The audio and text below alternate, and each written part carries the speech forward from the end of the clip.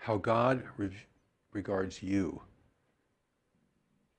is so very different from how you regard yourself and others. And throughout the revelation is this regard for you, that you're really worth something, that you're really important, that your life is a meaningful event with a purpose and a destiny. Not your purpose and destiny, a purpose and a destiny. That you're not a biological accident or a creature who's just occupying the landscape. And we hold this in contrast then to how we regard ourselves and others.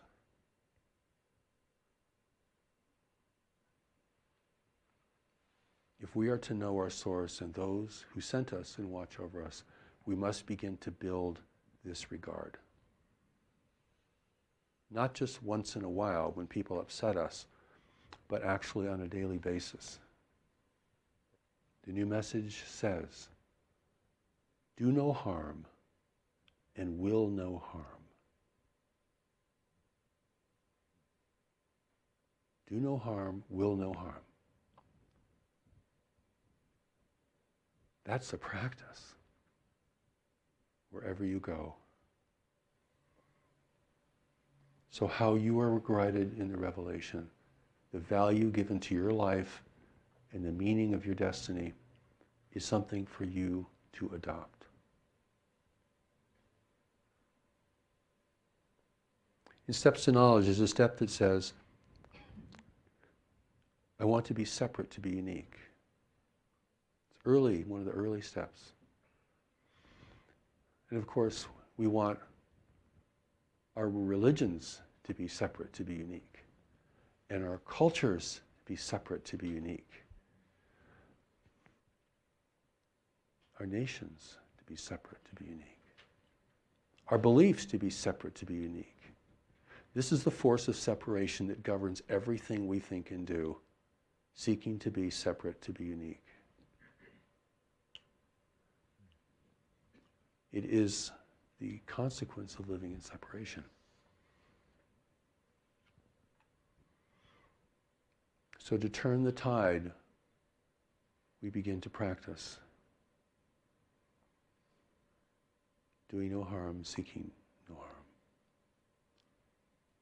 Being compassionate, not disregarding people, listening to people, knowing why they suffer, why they make mistakes, why they do cruel things to themselves and others.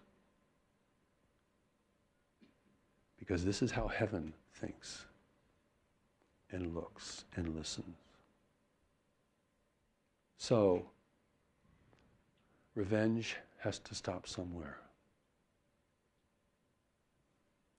Counteracting violence with violence has to stop somewhere. Counteracting fear with fear has to start somewhere. There has to be a break in this chain, which seems endless, perpetuating itself endlessly through individuals and cultures and nations. It has to stop somewhere. And the only place it can stop is within individuals. And it must stop within you. And if you can practice this, and this is not easy, believe me, there are situations where this is very hard to do, then you will begin to establish the regard for you that heaven has for you. And you will have this regard for others, this patience, this tolerance, this sensitivity. Yet always knowing at the same moment that you have to assess people for their self-awareness and self-honesty and their circumstances in life. Very objectively. Those two things together.